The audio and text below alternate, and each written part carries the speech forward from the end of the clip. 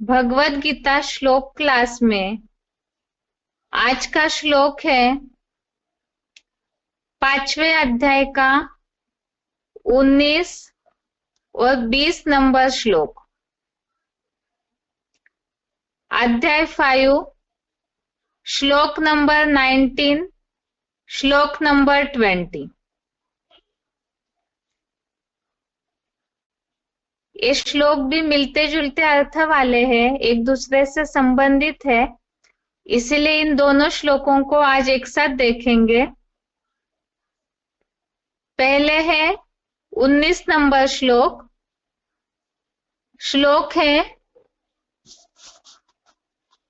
इहैव तर्जितः सर्गो येषां साम्ये स्थितं मनः निर्दोषं हि समं ब्रह्म तस्मात् ब्रह्मणि ते स्थिताः। श्लोक दोबारा। इहैव तर्जितः सर्गो येषां साम्ये स्थितं मनः निर्दोषं हि समं ब्रह्म तस्मात् ब्रह्मणि ते स्थिताः। श्लोक का संधि विच्छेद है इह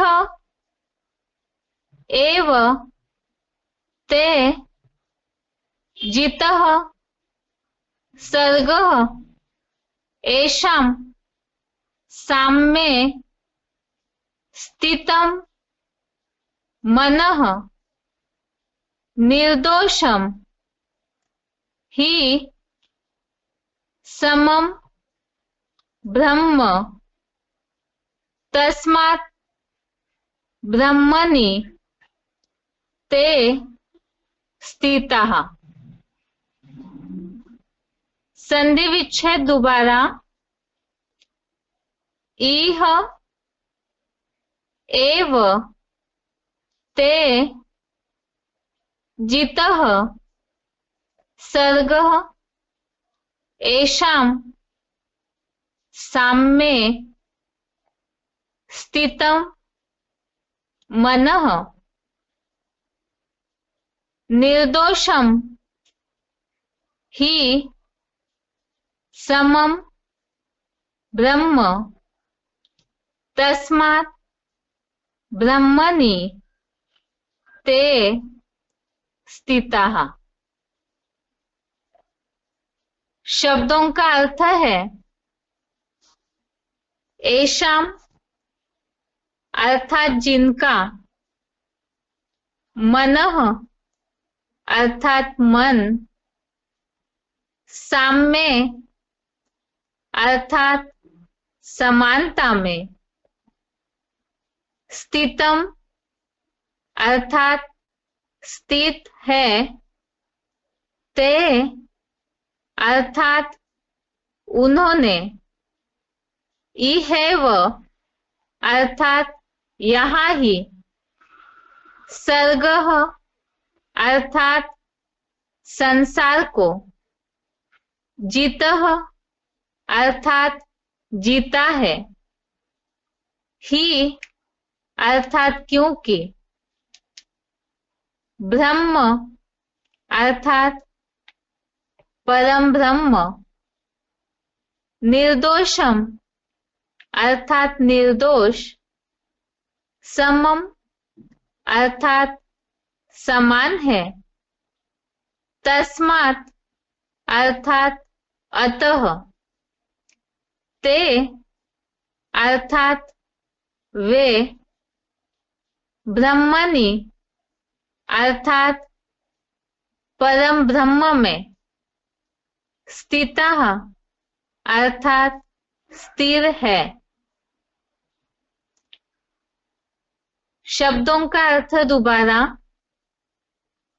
येषां अर्थात जिनका, मनः अर्थात मन, साम्य अर्थात समानता में, स्थितम अर्थात स्थित है, ते, अर्थात उन्होंने, इहैव अर्थात यहाँ ही, सर्गः अर्थात संसार को, जितः अर्थात जीता है, ही अर्थात क्योंकि, ब्रह्म अर्थात परम ब्रह्म, निर्दोषम अर्थात निर्दोष, समम अर्थात समान है, तस्मात् अर्थात अतः, ते अर्थात वे, ब्रह्मणि अर्थात परम ब्रह्म में, स्थितः अर्थात स्थिर है।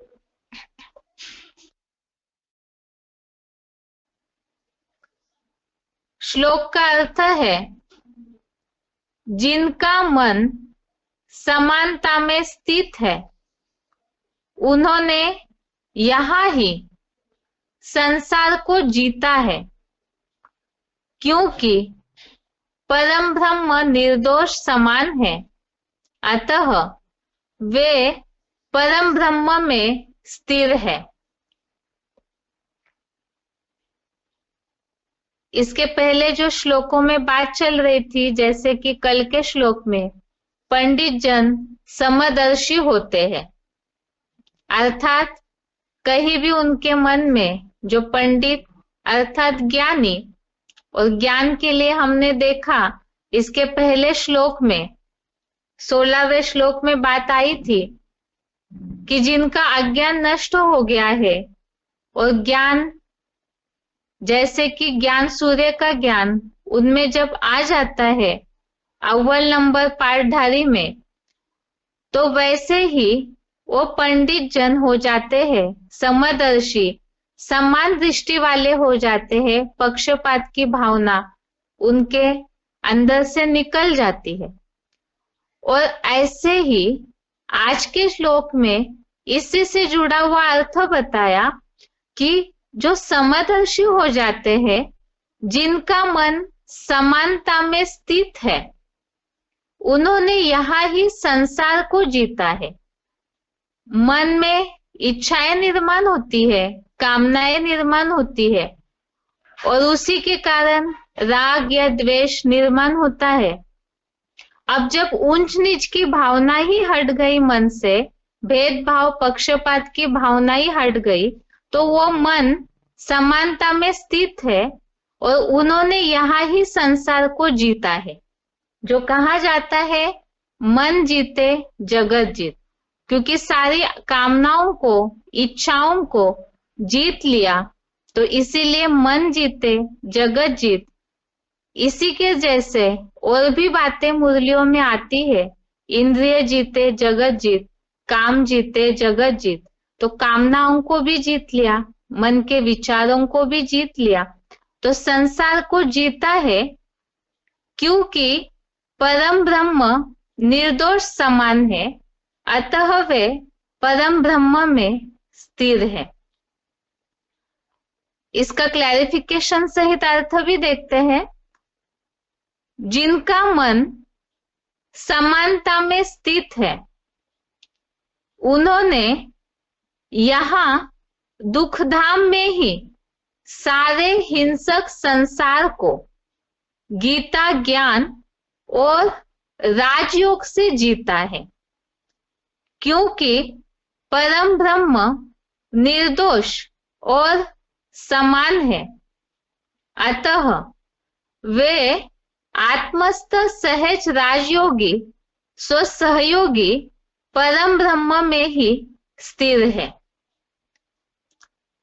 अब जिनका मन समानता में स्थिर हो जाता है, तो उन्होंने यह दुखधाम में, क्योंकि मन चंचल दुखधाम में ही होता है, जहां अनेक प्रकारों में विचार भटक जाते हैं, तो ऐसे दुखधाम में ही जिन्होंने समदर्शी भाव से अपने मन को समानता में स्थिर किया है, उन्होंने सारे हिंसक संसार को जीता है। और जीता कैसे? मन जीते जगत जीत, इंद्रिय जीते जगत जीत। और बने कैसे? तो उसका आधार बताया गीता ज्ञान और राजयोग से जीता है। जो बताया जाता है योग बल से विश्व की बादशाही पा लेते हैं। विश्व की बादशाही पाना अर्थात जगत जीत बनना। तो यहाँ 5वां अध्याय तो चल ही रहा है। सांख्य योग और कर्म योग, ज्ञान और योग, ये आपस में परस्पर संबंधित है। तो गीता ज्ञान और राजयोग से उन्होंने इस संसार को जीता है। जीत लिया अर्थात इस संसार में जो इच्छाएं निर्माण होती है, दुख दर्द है, बहुत सी वैरायटी बातें हैं, तो उस सब में उन्होंने मन को समान कर लिया, स्थिर कर लिया। क्योंकि परम ब्रह्म निर्दोष और समान है, जिसके लिए बोला जाता है, इसके पहले के श्लोक में बात आई, वो सूर्य जैसा अपने को दिखाता है। तो ऐसे ज्ञान के आधार से जिन्होंने जीत लिया है तो निर्दोष समान हो जाते हैं। निर्दोष समान अर्थात जैसे कि 18वें अध्याय का 17वां श्लोक हमने इसके पहले कई बार देखा है कि वो इस संसार की अकर्ता हो जाते हैं। आत्मिक स्थिति में स्थिर होकर के सारे संसार की भी हत्या कर ले तो भी उन पर पाप नहीं चढ़ता है, क्योंकि उन्होंने अपनी कामनाओं को, इच्छाओं को जीता है, अपने स्वार्थ को पूरा मिटाया है। मन उनका समानता में, मन और बुद्धि का समुच्चय ही आत्मा है और वो ऐसे स्थिर हो जाते हैं तो निर्दोष समान हो जाते हैं। और इसी के लिए भक्ति मार्ग में भी गायन है, सूर्य, जल, पानी और अग्नि, ये तीनों में ऐसी ताकत है, वो सारी गंदगी को सुखा लेते हैं, जिसके लिए बोला जाता है रवि जल पावक समकी नाही।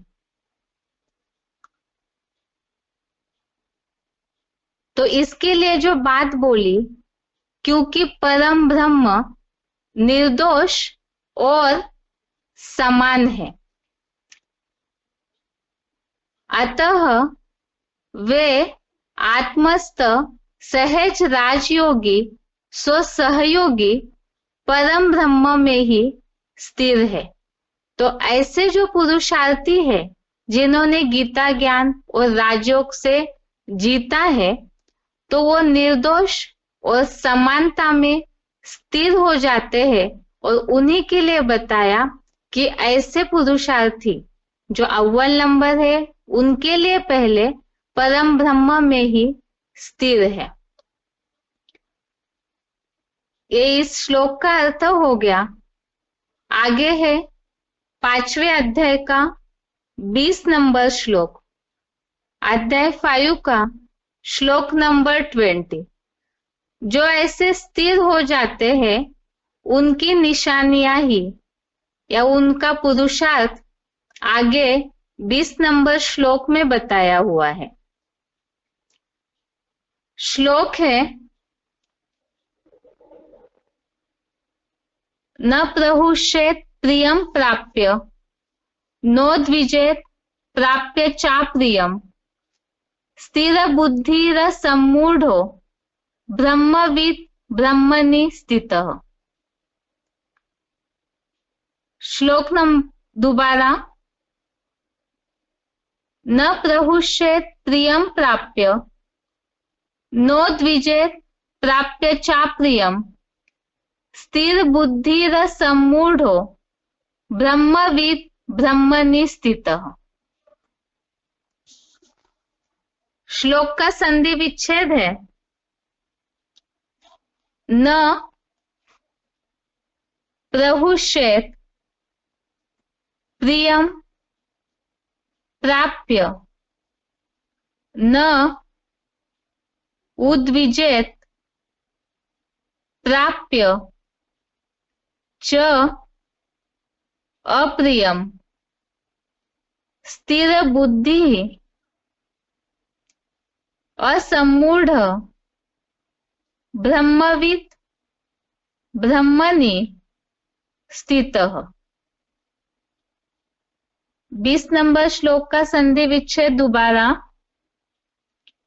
न प्रहुष्येत प्रियम प्राप्य न उद्विजेत प्राप्य च अप्रियम। स्थिर बुद्धि असम्मूढ़ ब्रह्मवित् ब्रह्मणि स्थितः। शब्दों का अर्थ है प्रियम अर्थात प्रिय को, प्राप्य अर्थात पाकर, प्रहुष्येत अर्थात अति हर्षित, न अर्थात नहीं होना चाहिए, चाप्रियम यहाँ दो शब्द है जो संधि विच्छेद में दिख रहे हैं श्लोक में, च प्लस अप्रियम। तो च अर्थात और, अप्रियम अर्थात अप्रिय को, प्राप्य अर्थात पाकर। आगे शब्द है उद्विजेन्न, ये भी दो शब्द है जो संधि विच्छेद में है श्लोक के, न उद्विजेत। तो यहाँ न अर्थात नहीं, उद्विजेत अर्थात दुखी, न के लिए ही श्लोक में लिखा है नहीं होना चाहिए। असम्मूढ़ अर्थात संशयहीन, स्थिर बुद्धि अर्थात स्थिर बुद्धि, ब्रह्मवित् अर्थात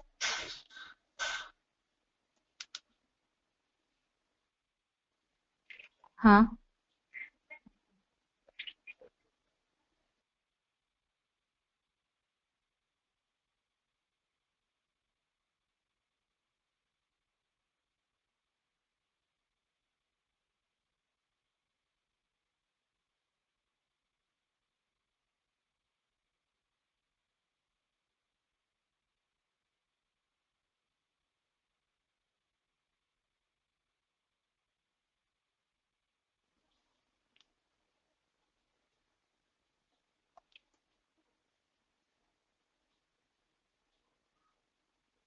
असम्मूढ़ अर्थात संशयहीन, स्थिर बुद्धि अर्थात स्थिर बुद्धि, ब्रह्मवित् अर्थात परम ब्रह्म ज्ञाता,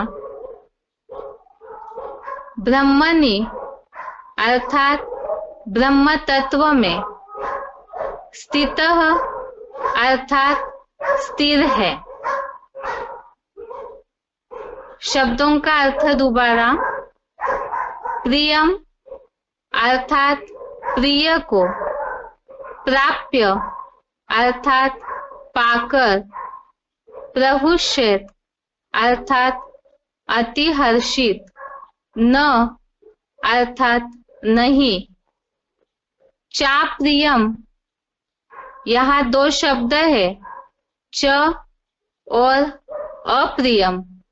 च अर्थात और, अप्रियम अर्थात अप्रिय को, प्राप्य अर्थात पाकर, उद्विजेन्न यहाँ भी दो शब्द है, उद्विजेत न, तो न अर्थात नहीं, उद्विजेत अर्थात दुखी, असम्मूढ़ अर्थात संशयहीन, स्थिर बुद्धि अर्थात स्थिर बुद्धि, ब्रह्मवित् अर्थात परम ब्रह्म ज्ञाता, ब्रह्मणि अर्थात ब्रह्म तत्व में, स्थितः अर्थात स्थिर है। श्लोक का अर्थ है, प्रिय को पाकर अति हर्षित नहीं होना चाहिए और अप्रिय को पाकर दुखी नहीं होना चाहिए। संशयहीन और स्थिर बुद्धि परम ब्रह्म ज्ञाता ब्रह्म तत्व में ही स्थिर है। यहाँ निशानियां बताई है और साथ में धारणा की बात कि प्रिय को पाकर अति हर्षित नहीं होना और अप्रिय को पाकर दुखी नहीं होना चाहिए। तो मन स्थिरता के लिए ही ये बात है। मन चंचल होना अर्थात ही कहीं ना कहीं जब अच्छी चीजें प्राप्त होती है तो व्यक्ति ज्यादा खुश हो जाता है, और जो चीज पसंद नहीं है वो जब मिल जाती है, चाहे संबंध संपर्क के व्यक्ति हो, वस्तु हो, ऐसी कोई स्थिति परिस्थितियां हो, तो उसके कारण दुखी हो जाते हैं। तो इसीलिए ये बात बताई, प्रिय को पाकर अति हर्षित नहीं होना चाहिए, अप्रिय को पाकर दुखी नहीं होना चाहिए। तो समानता अर्थात दोनों बातों में समान और संशयहीन स्थिर बुद्धि परम ब्रह्म ज्ञाता ब्रह्म तत्व में ही स्थिर है। श्लोक का क्लैरिफिकेशन सहित अर्थ है, जिसमें लगाव हो उस प्रिय वस्तु या व्यक्ति को पाकर अति हर्षित नहीं होना चाहिए और स्नेह शून्य या द्वेष भरे अप्रिय को पाकर भी दुखी या हताश नहीं होना चाहिए। एकमात्र सदा अनासक्त शिव बाबा सहित सभी व्यक्ति या वस्तु में संशयहीन और स्थिर बुद्धि परम ब्रह्म ज्ञाता ब्रह्मावत्स तुरीय ब्रह्म तत्व की उच्चतम और दीर्घतम स्थिति में ही स्थिर है। यहाँ ब्रह्म तत्व शब्द के साइड में ही एक बिंदी या डॉट की निशानी दिख रही है और उसी के बारे में, ब्रह्म तत्व ये शब्द के बारे में ही नीचे लिखा हुआ है, गुरुर ब्रह्मा गुरुर विष्णु गुरु देवो महेश्वरः गुरु साक्षात परब्रह्म। तो यहाँ परब्रह्म के लिए, परम ब्रह्म के लिए ब्रैकेट में लिखा है ऊर्ध्वमुखी, परम ब्रह्म तस्मै श्री गुरवे नमः। श्लोक का अर्थ है, प्रिय को पाकर अति हर्षित नहीं होना चाहिए, उसी के लिए बताया जिसमें लगाव हो उस प्रिय वस्तु या व्यक्ति को पाकर, और इसी तरह अप्रिय को पाकर दुखी या हताश नहीं होना चाहिए। तो अप्रिय के लिए बताया स्नेह शून्य, अर्थात बिल्कुल भी जिस व्यक्ति वस्तु से स्नेह नहीं है या द्वेष भरा हुआ है, ऐसी वस्तु अप्रिय को पाकर दुखी या हताश नहीं होना चाहिए। और इसी तरह संशयहीन अर्थात संशय रहित होना, तो इसके लिए भी बताया शिव बाबा सहित सभी व्यक्ति या वस्तु में संशयहीन। संशयहीन अर्थात अनिश्चय बुद्धि के हिसाब से किसी भी व्यक्ति वस्तु शिव बाबा सहित अनिश्चय नहीं आना चाहिए। तो निश्चय अनिश्चय का जो चक्र है ये भी बुद्धि की स्थिरता को हिला देता है। जो मुरलियों में शिव बाबा बताते हैं एक रस स्थिति होनी चाहिए, जैसे आगे लिखा है संशयहीन और स्थिर बुद्धि। तो स्थिर बुद्धि तभी होगी जब निश्चय अनिश्चय के चक्र से परे होकर अटल और दृढ़ हो जाएंगे। जैसे मुरली में शिव बाबा बताते हैं, अंगद के समान बिल्कुल दृढ़ होना। तीसरे अध्याय में हमने इस बात के लिए समझा, और मुरलियों में भी इस बात के लिए शिव बाबा बताते हैं। निश्चय के अलग अलग प्रकार बताए हैं। एक तो बाप के प्रति निश्चय, ड्रामा पर निश्चय, अपने पार्ट पर निश्चय, ज्ञान पर निश्चय। बहुत सारी वैरायटी बातें मुरलियों में बताई जाती है निश्चय बुद्धि के हिसाब से। तो ऐसे ही संशयहीन और स्थिर बुद्धि, परम ब्रह्म ज्ञाता, ब्रह्मावत्स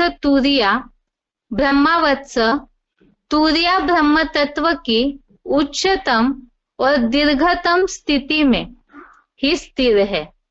तो ऐसे जो संशयहीन हो जाते हैं, स्थिर बुद्धि एक रस अवस्था वाले हो जाते हैं। और ऊपर जो बताया प्रिय और अप्रिय वस्तु के पाने की बात के लिए ना उद्वेगित होना है, ना अति हर्षित होना है।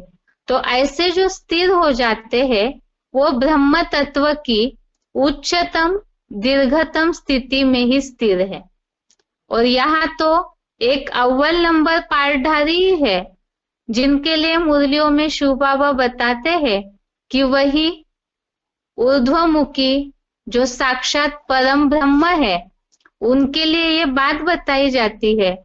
मुरलियों में इसी के लिए उदाहरण दिया जाता है ध्रुव तारे मिसल, अटल और स्थिर अवस्था। ये श्लोक का अर्थ है। इसी से संबंधित रेफरेंस श्लोक देखते हैं जिनमें इन सब बातों का उल्लेख आया हुआ है।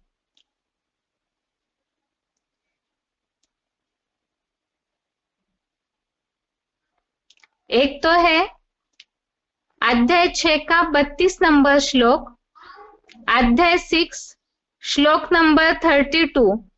इसमें यह बात आई है, सुखम वा यदि वा दुखम स योगी परमो मतः।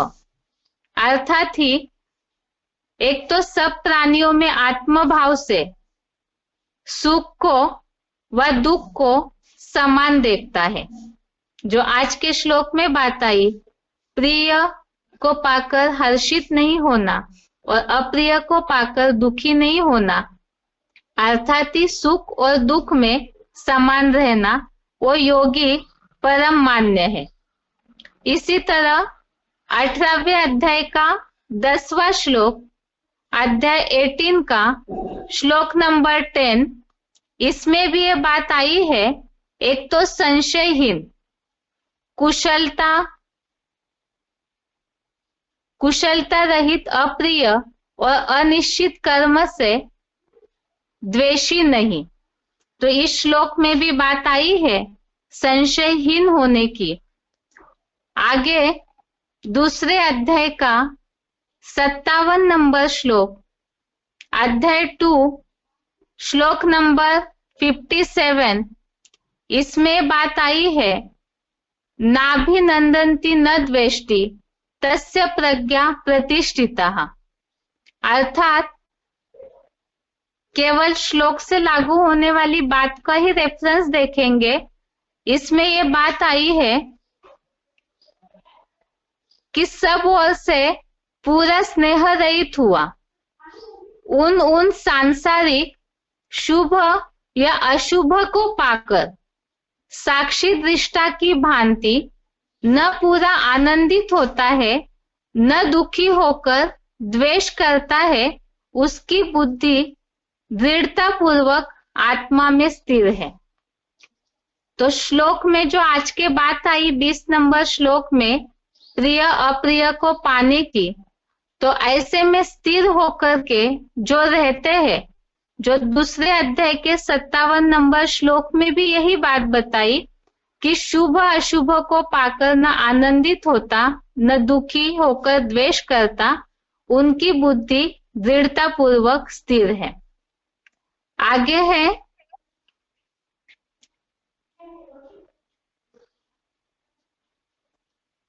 इसी तरह 18वें अध्याय का 52 से लेकर के 54 नंबर श्लोक तक अध्याय 18 का श्लोक नंबर 52 से श्लोक नंबर 54 तक, इसमें इस बात का उल्लेख आया हुआ है कि ऐसे जो स्थिर बुद्धि वाले हो जाते हैं वो परम ब्रह्म भाव के लिए समर्थ है, जिसमें इस बात को बताया है उनकी निशानियां, एक तो ममता रहित शांत चित्त हुआ, ये 53 नंबर श्लोक में उल्लेख है कि परम ब्रह्म भाव के लिए वो समर्थ है। 54 नंबर श्लोक में भी ये बात बताई कि परम ब्रह्म भाव को पाकर प्रसन्न चित्त विप्र न शोक करता है न आकांक्षा करता है और सब प्राणियों में समान भाव वाला। तो आज के श्लोक में जो बात आई है, ऐसी जो आत्माएं है परम ब्रह्म भाव के लिए समर्थ है, यहाँ उनके लक्षण बताए हैं सारे 52 नंबर श्लोक में। एकांत प्रिय, अल्पाहारी, तो बहुत सारे वैरायटी जो निशानियां उनकी बताई है। तो ऐसे धारणा करने वाले परम ब्रह्म भाव के लिए समर्थ है, अर्थात ही वे ऐसे स्थिर हो जाते हैं।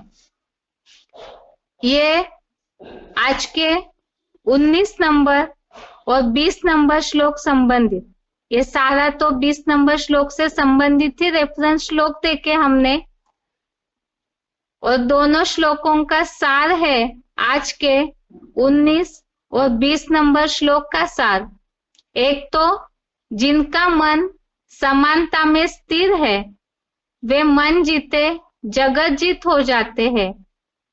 दूसरा, जो प्रिय अप्रिय दोनों बातों में स्थिर हो जाते हैं, अर्थात प्रिय को पाकर न हर्षित होते, अप्रिय को पाकर न दुखी होते, वैसे संशयहीन और स्थिर बुद्धि वाले ब्रह्म तत्व में ही स्थिर है। और इसमें जो अव्वल नंबर ब्रह्म तत्व है वही जो यहाँ नीचे उल्लेख में बात बताई, गुरु साक्षात ऊर्ध्वमुखी परम ब्रह्म तस्मै श्री गुरवे नमः।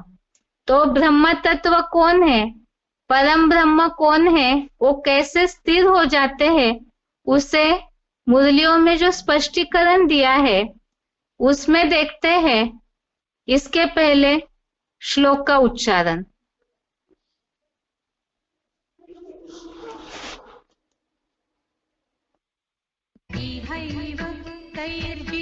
सर्गो येषां साम्ये स्थितं मनः निर्दोषं हि समं ब्रह्म तस्मात् ब्रह्मणि ते स्थिताः।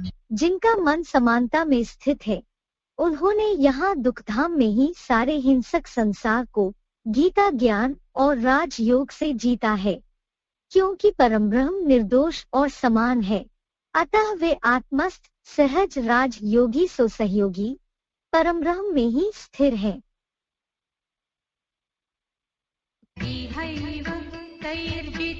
सर्गो येषां साम्ये स्थितं मनः निर्दोषं हि समं ब्रह्म तस्मात् ब्रह्मणि ते स्थिताः। जिनका मन समानता में स्थित है उन्होंने यहाँ दुखधाम में ही सारे हिंसक संसार को गीता ज्ञान और राजयोग से जीता है, क्योंकि परमब्रह्म निर्दोष और समान है। अतः वे आत्मस्थ सहज राज योगी सो सहयोगी परमब्रह्म में ही स्थिर है।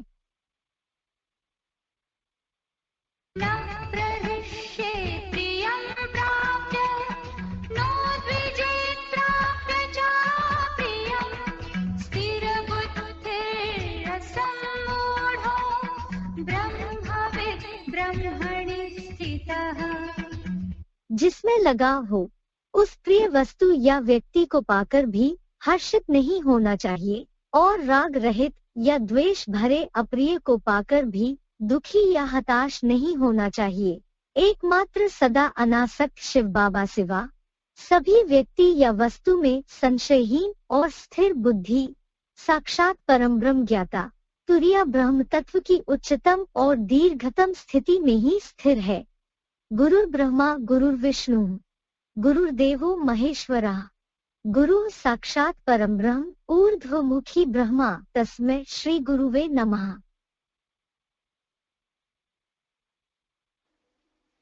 न प्रविश्येत् प्रियं प्राप्य नो द्विजेत् प्राप्य च प्रियं स्थिरबुद्धिरसम्मूढो ब्रह्मविद् ब्रह्मणि स्थितः। जिसमें लगाव हो उस प्रिय वस्तु या व्यक्ति को पाकर भी हर्षित नहीं होना चाहिए और राग रहित या द्वेष भरे अप्रिय को पाकर भी दुखी या हताश नहीं होना चाहिए। एकमात्र सदा अनासक्त शिव बाबा सिवा सभी व्यक्ति या वस्तु में संशयहीन और स्थिर बुद्धि साक्षात परम ब्रह्म ज्ञाता तुरीय ब्रह्म तत्व की उच्चतम और दीर्घतम स्थिति में ही स्थिर है। गुरुर् ब्रह्मा गुरुर्विष्णु गुरुर्देवो महेश्वरः गुरु साक्षात परम ब्रह्म ऊर्ध्वमुखी ब्रह्मा तस्मै श्री गुरुवे नमः। आगे है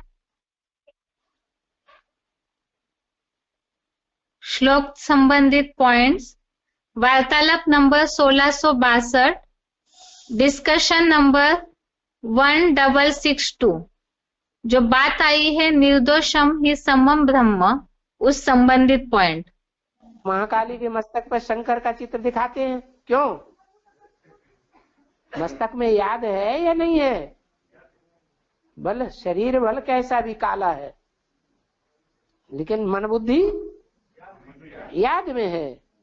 जैसे कमल फूल कीचड़ में रहता है, लेकिन कीचड़ से अलग करो तो एक बूंद भी उसमें नहीं रहती। ऐसे ही है पार्ट, मन बुद्धि से स्वच्छ है।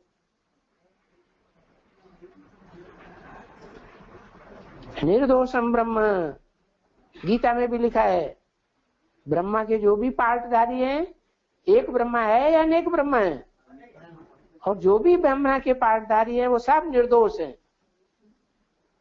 उनमें दोष नहीं है। क्यों नहीं दोष है? क्योंकि ब्रह्मा में कौन आता है?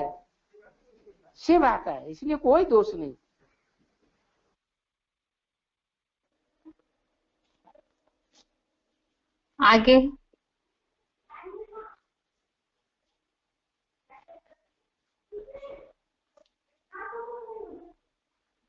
आगे है वार्तालाप नंबर 1687, डिस्कशन नंबर 1687, निर्दोषम ही समम ब्रह्म के संबंधित पॉइंट है।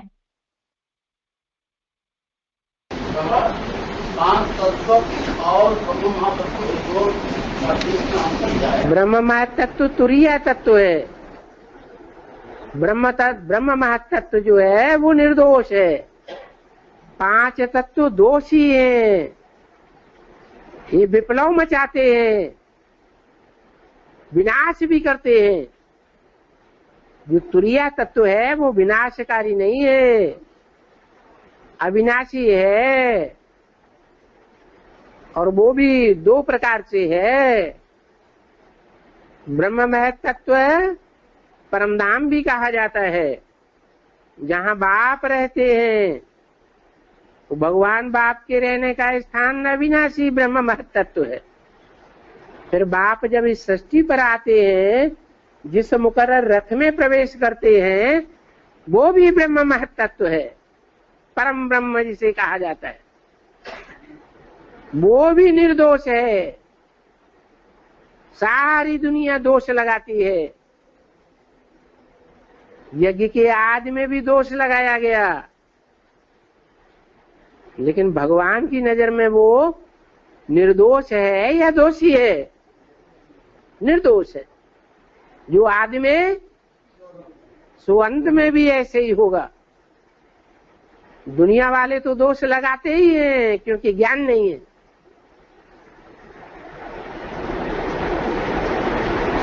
जो बच्चा बुद्धि ब्राह्मण है वो भी दोष लगाते हैं। ब्रह्मा कुमार कुमारी कहलाने वाले जिनको बाप का परिचय ही नहीं है, फिर आगे चल के क्या होगा? जो अपन को एडवांस का समझते हैं, माया ऐसा विकराल रूप धारण करेगी, वो एडवांस वाले भी बाप को दोषी समझने लग पड़ेंगे। ज्ञान सरोवर वालों को ज्ञान सरोवर छोड़ना पड़ेगा। वो ज्ञान सरोवर कोई जड़ है या चैतन्य की बात है? किसको छोड़ना पड़ेगा? है जड़ को, बाप को छोड़ना पड़ेगा। ऐसे हालात बन जाएंगे। छोड़ेंगे तो विरोध करेंगे।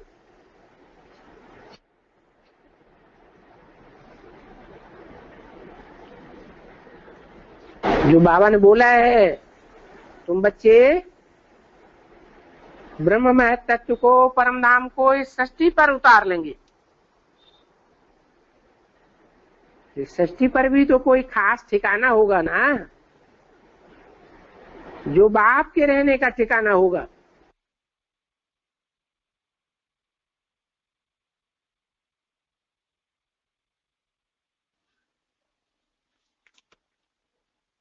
आगे का पॉइंट है,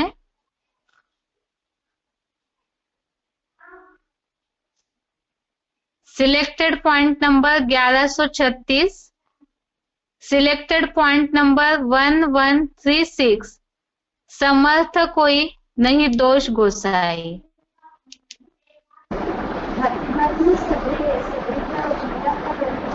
भक्ति मार्ग में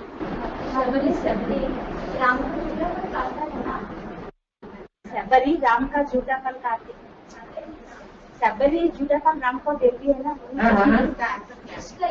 इसका अर्थ क्या है? पूछ रहे हैं। संगम युग में क्या है? संगम युग में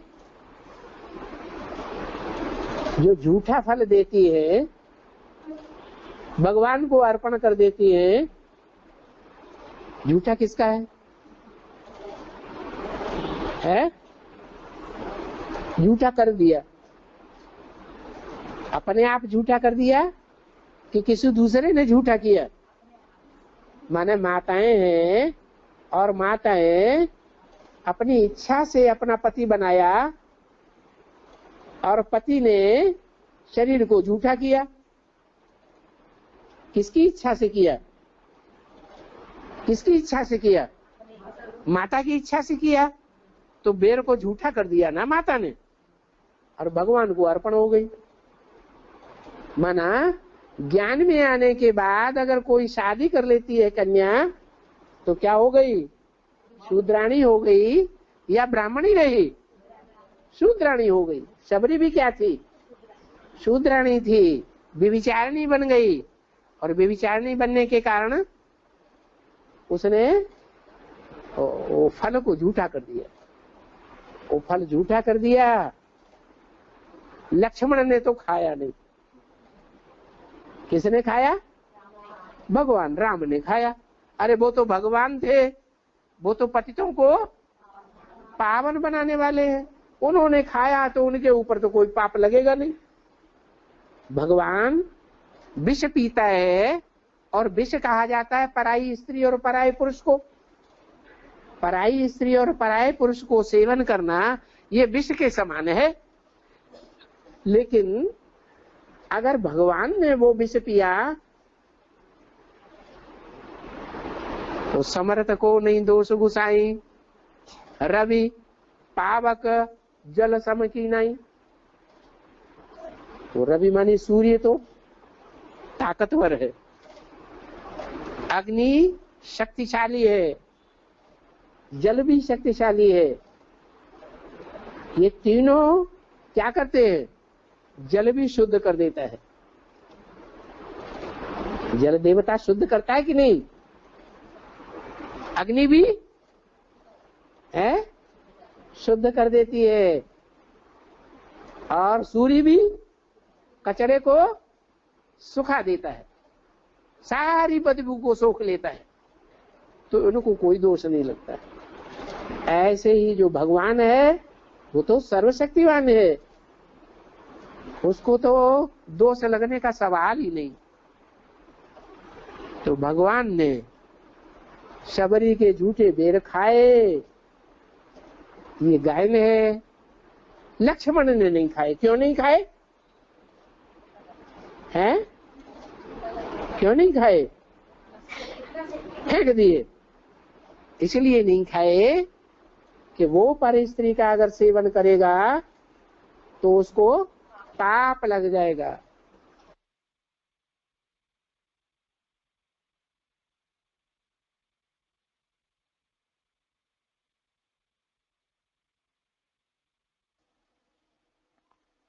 आगे शॉर्ट पॉइंट में से लिया हुआ पॉइंट है, point number 100, short point number 100, समर्थ को नहीं दोष घुसाई। भक्ति मार्ग में रामायण में एक चौपाई भी लिखी है तुलसीदास ने, समर्थ को नहीं दोष घुसाई, रवि पावक जल सम की नाई। ऐसे सूर्य होता है तो कितनी भी गंदगी सारी दुनिया में फैल रही हो, वो सूर्य सारी गंदगी को सुखा देता है।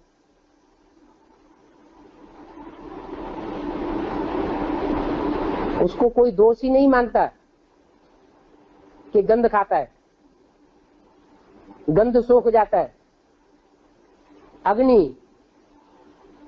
अग्नि समर्थ है, सारे कचरे को जला देती है, भस्म कर देती है।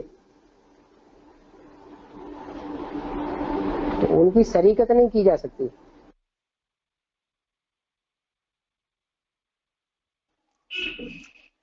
अभी के पॉइंट में जैसे बात बताई कि किस तरह से निर्दोष परम ब्रह्म निर्दोष है, उसी के बारे में बताया कि जो समर्थ हो जाते हैं उनके ऊपर कोई भी प्रकार का दोष नहीं लगता है। जो श्लोक में बात आई है, जिनका मन समानता में स्थिर हो गया, समानता में स्थिर होना अर्थात ही उन्होंने अपनी इच्छाओं को जीत लिया, जगत जीत बन गए, तो उनके ऊपर कोई भी प्रकार का दोष नहीं लगता है। आगे है VCD number 761, VCD number 761, 54 minute के बाद से लिया हुआ पॉइंट है, जगत जीत अर्थात और परम धाम को इस सृष्टि पर उतारना।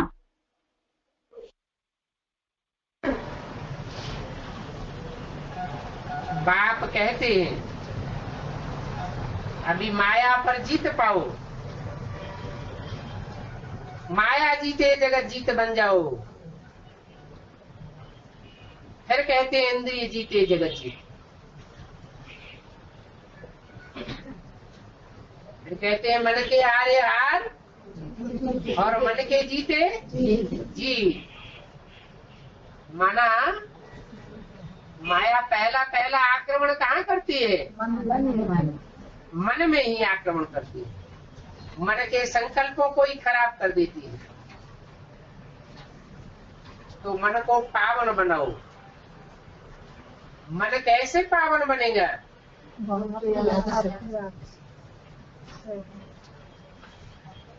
मन बुद्धि में बाप की पहचान होगी,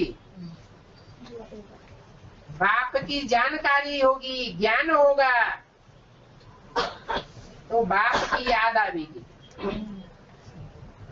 बाप की पहचान ही नहीं होगी असली, बिंदु को याद करते होंगे तो पावन बनेंगे क्या? धर्म पिताएं पावन बनते हैं, उनके फॉलोअर्स पावन बनते हैं क्या? तो पावन बनो तो तुम जगत जीत बन जाओगे। तुम ही जगत जीत बनते हो, क्योंकि तुम संपूर्ण पावन बनते हो। ये लक्ष्मी नारायण के राज्य में शांति थी। क्यों शांति थी? क्योंकि वहां एक लक्ष्मी नारायण का ही राज्य था और विश्व में एक राज्य होने से शांति थी।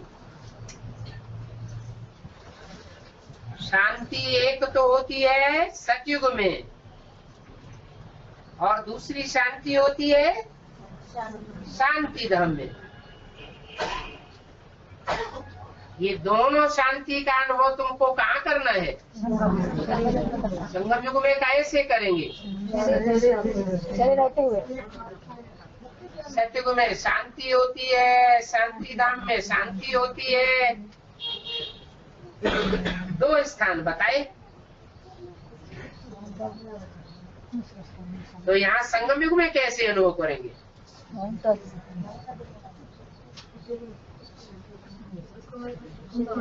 संगठित रूप में शांति धाम की स्टेज को इस पृथ्वी पर उतार लेंगे तो शांति धाम का माहौल बन जाएगा। जो आवेगा शांति का अनुभव करेगा। कितनी भी दुखी, अशांत, परेशान आत्मा होगी, जैसे मंदिर में जाने से 1 सेकंड के लिए शांति का अनुभव करते हैं, ऐसे उस संगठन में जाने से सदाकाल की शांति का अनुभव होगा।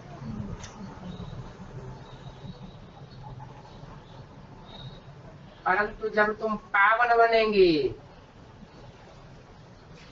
तो ऐसे जगजीत बनेंगे।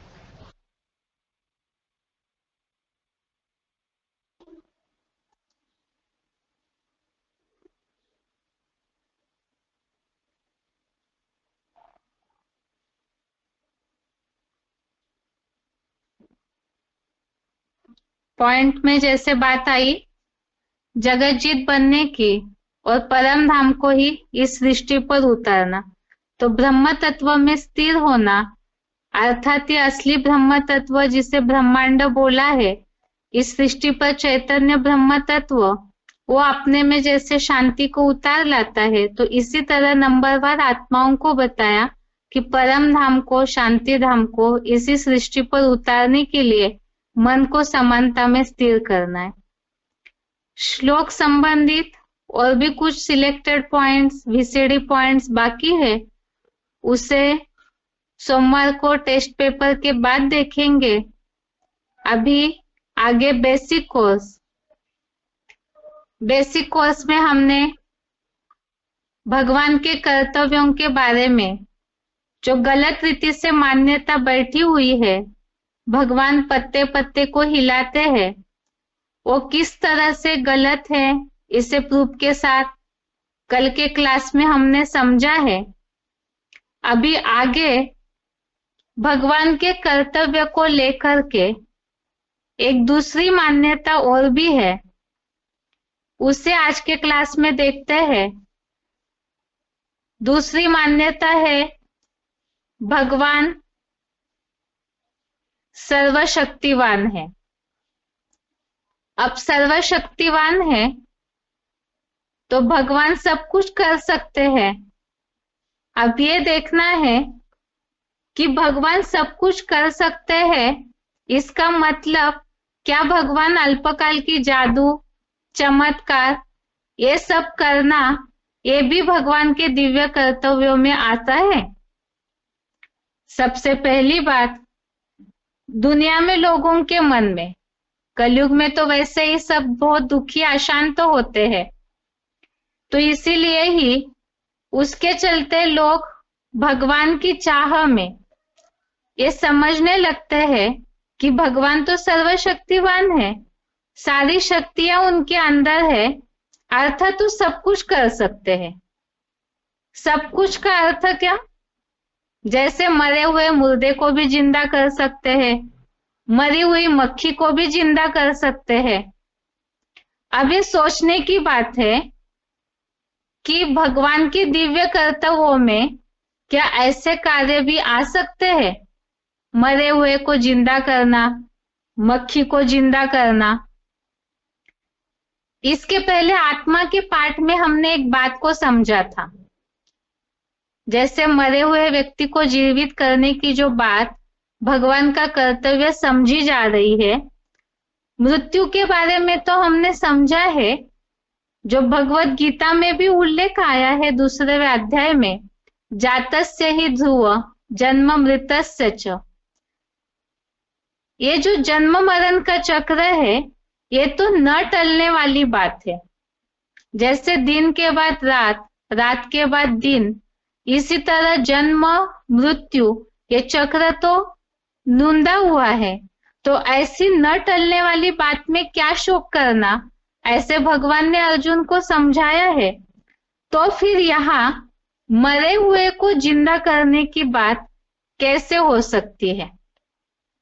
वास्तव में इस तरह की बात समझना यह अज्ञानता है, क्योंकि एक सोचने की बात है, अगर मान लिया मरे हुए व्यक्ति को भगवान सर्वशक्तिवान है तो उन्होंने जीवित कर दिया, उसके बाद क्या? वो थोड़े साल जी लेगा।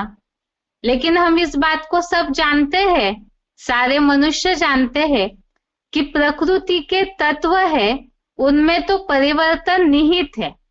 तो उसमें अगर कोई मनुष्य जीवित हो भी जाए तो भी प्रकृति के 5 तत्वों से बना हुआ शरीर है, उसमें कहीं ना कहीं कमजोरी तो आएगी ही।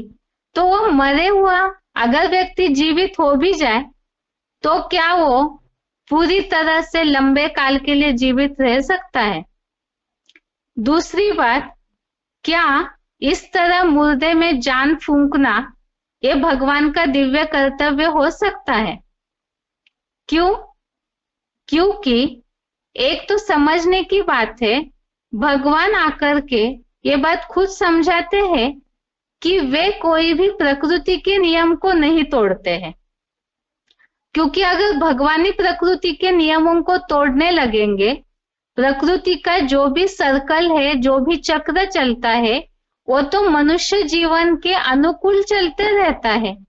अगर उस नियम को, उस चक्र को भगवानी स्वयं तोड़ने लगे तो फिर इस सृष्टि का क्या हाल होगा? वास्तव में इस तरह की बातें समझना ये मनुष्यों की अज्ञानता है। क्यों अज्ञानता है? इसे तो समझना होगा, क्योंकि अगर भगवान ही इस तरह के नियम तोड़े, मक्खियों को जिंदा करते रहे, मरे हुओं को जिंदा करते रहे, तो भगवान का क्या केवल यही कर्तव्य बाकी रह गया है?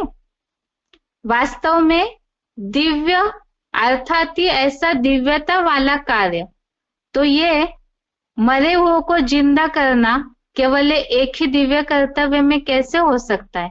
और भगवान ने अगर प्रकृति के नियम को तोड़ा तो दिव्य कर्तव्य कैसे कहा जाएगा? दूसरी बात है कि भगवान को जादूगर कहा जाता है, तो क्या भगवान ये अल्पकाल के जादू या चमत्कार कर सकते हैं? क्योंकि आजकल के लोगों के मन में तो यही बात रह गई है बुद्धि में कि सर्वशक्तिवान है तो उन्हें कोई जादू करना चाहिए। आज लोग इतने ज्यादा दुखी है, उसके कारण उन्हें ऐसे लगता है, इतने समस्याओं से घिरे हुए हैं, बीमारियों से घिरे हुए हैं, दुखों से घिरे हुए हैं, तो लोगों को ऐसे लगता है, क्योंकि आजकल का साइंस का जमाना है, रिमोट दबाते ही सब चीजें हाथ में आती है, तो इसीलिए वो भगवान से भी इस तरह की अपेक्षा करते हैं कि कुछ ऐसा जादू हो जाए जो हमारे जीवन का सब कुछ सही हो जाए। और इस भावना के चलते ही जहां उन्हें अल्पकाल की प्राप्ति हो जाती है, उन्हें ही वो भगवान समझने लग जाते हैं।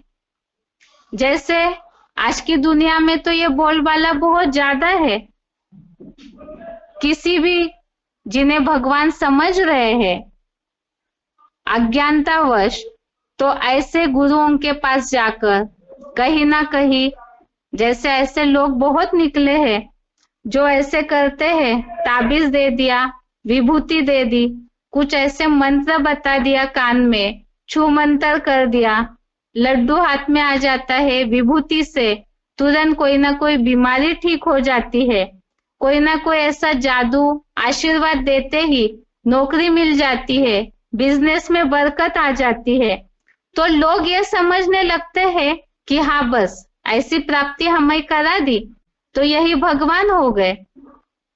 वास्तव में भगवान की दिव्यता, भगवान की सर्वशक्तिवान की व्याख्या की सही परिभाषा, व्याख्या, उनके कर्तव्य की सही जानकारी न होने के कारण ही कलयुगी संसार में मनुष्य इन सब अल्पकाल की प्राप्तियों में उलझ जाते हैं।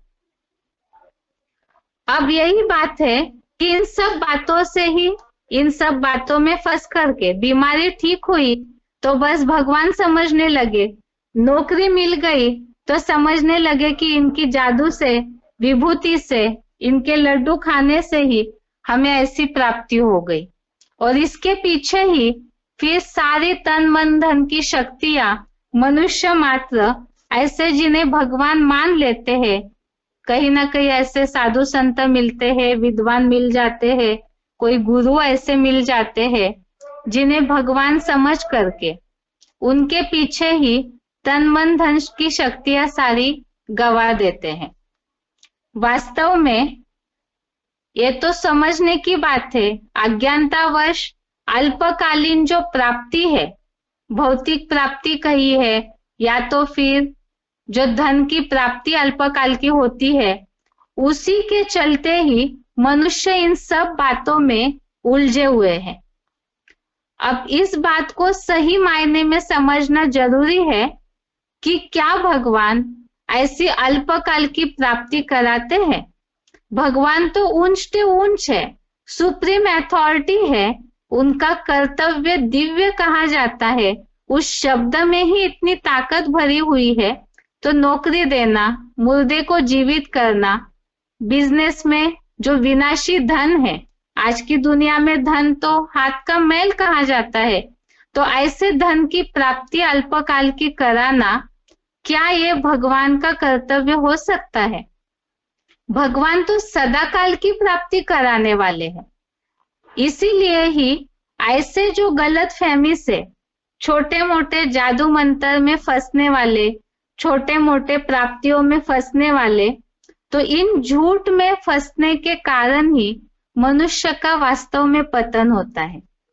तुलसीदास जी ने बहुत पहले कलयुग की शुरुआत में ही ये बात इसीलिए लिख दी, झूठे लेना, झूठे देना, झूठे भोजन, झूठ चबेना, अर्थात सारी दुनिया में ही झूठ का बोलबाला हो जाता है। तो इसीलिए मनुष्यों को भगवान के दिव्य कर्तव्य की पहचान होना ही मुश्किल हो जाता है। इसीलिए ही भगवान के दिव्य कर्तव्यों को ही क्या सच्चाई है, उसकी यथार्थता को जानना ही बहुत ज्यादा जरूरी है। इसके पहले भी हमने इन बातों को समझा कि जितना भगवान को, भगवान के नाम रूप को, उनके दिव्य कर्तव्यों को यथार्थ रीति जानेंगे तभी प्राप्ति होगी। अब ये पहले समझना जरूरी है कि इस तरह की जो अल्पकाल की प्राप्ति होती है लोगों को, जादू मंत्र से, विभूति से, लड्डू लेने से, किसी गुरु महात्मा के कृपा आशीर्वाद से अगर प्राप्ति हो भी रही है, नौकरी मिली तो कितने दिन के लिए, बिजनेस में बरकत हुई तो कितने दिन के लिए, क्या पूरे जीवन भर, आजीवन के लिए बिजनेस में बरकत होती रहती है? एक बार आशीर्वाद मिल गया समझिए महात्मा जी का, तो क्या हमेशा के लिए बरकत होती है? नहीं होती है। बिजनेस तो आजकल ऊपर नीचे होते ही रहते हैं, नौकरियां भी ऊपर नीचे होती है। रही बीमारी की बात, आज बीमारी ठीक हुई, लेकिन क्या भरोसा कि कल को आने वाले भविष्य में बीमारी नहीं होगी? ये कैसे संभव माना जा सकता है? क्योंकि आज दुनिया की हालत जिस तरह से चल रही है, बीमारियां तो दिन प्रतिदिन बढ़ते जा रही है। और दूसरी बात, ऐसे जादूगरी से अगर लोगों की बीमारियां ठीक हो जाती, तो अभी का वर्तमान उदाहरण ले तो जो वायरल बीमारियां निकल रही है, तो उसे फिर क्यों नहीं अपने जादू से ठीक हो किया लोगों ने? जो भी ऐसे महात्मा है जो अपने को भगवान कह रहे हैं, तो तो उन्होंने दुनिया में इतना जो मरा चल रहा था तो उसे क्यों नहीं ठीक किया? वास्तव में ये जो अल्पकाल की जादूगरी है, इससे अल्पकाल की अनुभूति या प्राप्ति हो सकती है, लेकिन सदा काल के लिए जो आत्मा का कल्याण होना चाहिए, उत्थान होना चाहिए, वो नहीं होता है। दूसरी बात, अगर मान लिया भगवान के लिए कहा जाता है कि वे पतित पावन है, पतितों को पावन बनाने वाले हैं, तो ये अल्पकाल की जादूगरी वगैरह से, अल्पकाल की प्राप्तियों से, भौतिक विनाशी प्राप्तियों से क्या आत्मा का कल्याण हो रहा है? दूसरी बात, क्या इससे आत्माओं के पाप भस्म हो जाते हैं? क्योंकि पाप जो है, पाप का कनेक्शन है मनुष्यों के दुखों से, तो पाप भस्म होंगे तो मनुष्यों के दुख दर्द भी मिट जाएंगे। लेकिन क्या ऐसे होता है? वास्तव में ये बात तो सब जानते हैं कि ऐसी दुख को पूरा नाश कोई भी जादूगरे से कोई भी अभी तक नहीं कर पाया है। इसीलिए ही सदा काल की सुख शांति प्राप्त कराने वाले भगवान का दिव्य कर्तव्य को सही मायने में समझना जरूरी है कि वास्तव में भगवान सर्वशक्तिवान है, तो ऐसा कौन सा जादू करते हैं, कौन सा ऐसा दिव्य कर्तव्य करते हैं जिससे मनुष्य सदा काल की प्राप्ति कर सकते हैं। और उसे समझने के लिए ही कल के क्लास में टॉपिक बाकी है, इसे पूरा करेंगे। आज के लिए गीता क्लास यहाँ तक ही। ओम शांति।